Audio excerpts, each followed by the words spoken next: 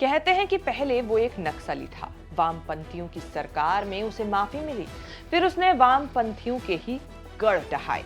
वो इमरजेंसी का विरोध करने के चलते जेल में भी रहा। फिर एक दिन वो लोकसभा में कांग्रेस का नेता बन गया।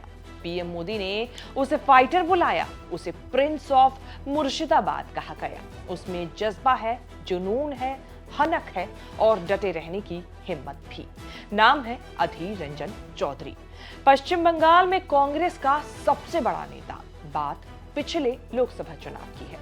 बीजेपी के नेतृत्व वाले एनडीए गठबंधन को बम्पर जीत मिली थी। वहीं कांग्रेस के नेतृत्व वाला यूपीए गठबंधन एक बार फिर से सिमट गया था। कभी लंबे समय तक देश की सत्ता में रही कांग्रेस पार्टी 52 सीटें ही हासिल कर पाई थी। लोकसभा में विपक्ष का नेता चुने जाने के लिए 55 सीटों की जरूरत थी। कांग्रेस इस आंकड़े से 3 सीटें पीछे थी। इस करारी हार के बाद राहुल गांधी कांग्रेस अध्यक्ष पद से इस्तीफा दे चुके थे। राहुल कांग्रेस का गढ़ कही जाने वाली अमेठी सीट से भी चुनाव हार गए थे। उन्हें केरल की वायनाड सीट से जीत मिली थी। ऐसे में राहुल ने उसी सीट से सांसद पद की शपथ ली। फिर बात चली कि राहुल को ही लोकसभा में कांग्रेस का नेता बनाया जाए, लेकिन उन्होंने इसे साफ मना कर दिया। अब इसके बाद कई नाम सामने आए। पहला नाम सामने आया पंजाब के आनंदपुर साहिब से सांसद और कैप्टन अमरिंदर खेमे के मनीष तिवारी का, फिर केरल से के सुरेश और आखिर में शशि थरूर का। इससे पहले मल्लिकार्जुन खड़गे लोकसभा में कांग्रेस के नेता थे, लेकिन वो ये वाला चुनाव हार गए थे। खड़गे अब सांसद ही नहीं थे तो लोकसभा में कांग्रेस के नेता भी नहीं बन सकते थे। ऐसे में एक नाम और सामने आया, पश्चिम बंगाल की बहरामपुर सीट से सांसद अधीर रंजन चौधरी का। वही अधीर रंजन चौधरी जो राजीव गांधी के दौर में कांग्रेस में शामिल हुए थे और ऐसे शामिल हुए कि फिर कांग्रेस के ही होकर रह गए। उनके पास अनुभव था, जमीनी राजनीति की समझ थी और वो गांधी परिवार के करीबी भी माने जाते थे। ऐसे में उन्हें बना दिया गया लोकसभा में कांग्रेस का नेता। अधीर ने अपना पहला लोकसभा चुनाव 1999 में जीता था। एक नजर जरा आंकड़ों पर डाल लेते हैं। 2019 के लोकसभा चुनावों की बात करें तो इसमें अधीर रंजन चौधरी को 5,51,147 वोट मिले। वहीं टीएमसी के अपूर्व सरकार को 5,10,410 वोट मिले। बीजेपी के कृष्णा आर्य को 1,43,038 वोट मिले। अब नजर दौड़ाते हैं 2014 के लोकसभा चुनावों के आंकड़ों पर। यहां भी अधीर रंजन चौधरी ने बम्पर जीत हासिल की। अधीर रंजन चौधरी को 5,83,539 वोट मिले। टीएमसी के इंद्रनील सेन को 2,26,982 वोट मिले। आरएसपी के प्रमोद मुखर्जी को 2,25,699 वोट मिले। अधीर रंजन चौधरी ने जब से लोकसभा चुनाव जीतना शुरू किया तब से उनका वोट प्रतिशत कभी भी 45% से नीचे नहीं गिरा। 3 बार तो उनका वोट प्रतिशत 50% से भी ऊपर ही रहा। अधीर रंजन चौधरी ने 1996 में पश्चिम बंगाल में विधानसभा चुनाव जीता था। उस दौर में पश्चिम बंगाल में लेफ्ट फ्रंट की तूती बोलती थी। उत्तरी बंगाल के माल्टा और मुर्शिदाबाद लेफ्ट के गढ़ माने जाते थे। 1996 के विधानसभा चुनाव में कांग्रेस ने इन गढ़ों को ढहाने की ठान ली थी। मालदा की सीटों पर वरिष्ठ कांग्रेसी नेता एबीए गनी खान चौधरी की चर्चा हो चुकी थी। बचा था मुर्शिदाबाद।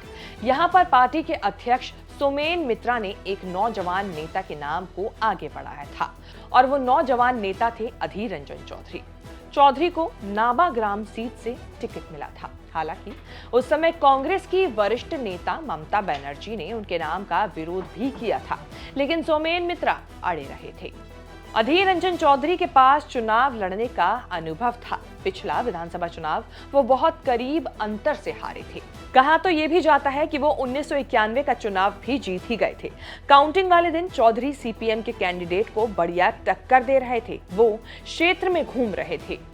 इसी दौरान सीपीएम समर्थकों ने उन्हें घेर लिया था। चौधरी को बंदूक की नोक पर घंटों तक बंधक बनाए रखा गया। रिजल्ट आया तो चौधरी करीबी अंतर से चुनाव हार गए। अधीर रंजन चौधरी वो चुनाव जरूर हारे लेकिन हिम्मत नहीं हारे। इस घटना के बाद इलाके में उनके लिए सहानुभूति हो गई। अगले 5 साल तक अधीर रंजन चौधरी उस क्षेत्र में लगातार डटे रहे। वो जमीन पर ही लेफ्ट समर्थकों से मोर्चा लेने गए, उनकी ही भाषा में जवाब देने लगे।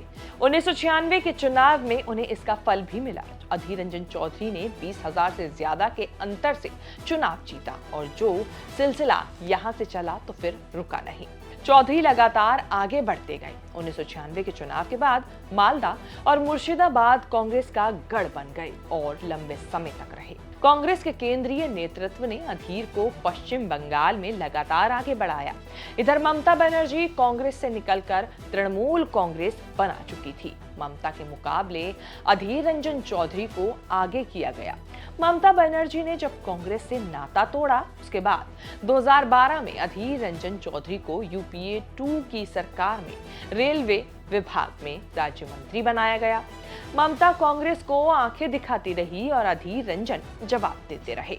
इस लोकसभा चुनाव में चर्चा थी कि तृणमूल कांग्रेस और कांग्रेस के बीच पश्चिम बंगाल में सीट शेयरिंग फॉर्मूला तय होगा, लेकिन ऐसा हुआ नहीं। तृणमूल कांग्रेस ने सभी 42 सीटों पर अपने उम्मीदवार उतार दिए हैं। अधीर रंजन चौधरी की सीट पर पूर्व क्रिकेटर यूसुफ पठान को उतारा गया है। कहा जा रहा है कि ममता ने एक मैसेज देने की कोशिश की है। मैसेज ये कि वो अधीर रंजन चौधरी के नेतृत्व वाली कांग्रेस का साथ स्वीकार नहीं करेंगी। कहा यह भी जा रहा है कि इस सीट शेयरिंग फॉर्मूले के तय न हो पाने के पीछे अधीर रंजन चौधरी का भी हाथ है। गठबंधन की बातों के शुरू होने के बाद से ही वो लगातार ममता बनर्जी के नेतृत्व वाली टीएमसी पर हमलावर रहे हैं। उन्होंने कांग्रेस नेतृत्व को कह दिया था कि पश्चिम बंगाल में टीएमसी के साथ की राह बड़ी मुश्किल है। खैर, राजनीतिक गलियारों में ये सब बातें चलती रहेंगी। अब नजर इस बार के लोकसभा चुनावों पर है। सवाल है कि क्या अधीर रंजन चौधरी यूसुफ पठान के सामने बहरामपुर का अपना गढ़ बचा पाएंगे या नहीं। खैर, इसका जवाब 4 जून को मिल जाएगा, लेकिन आप हमें ये जरूर बताएं कि आपको ये रिपोर्ट कैसी लगी। कमेंट करके बताएं, फीडबैक देना ना भूलें, वीडियो को लाइक करें, चैनल को सब्सक्राइब करने के साथ ही बेल आइकन भी जरूर दबा दें ताकि आगे आने वाले समय में आपसे हमारी कोई स्पेशल वीडियो मिस ना हो।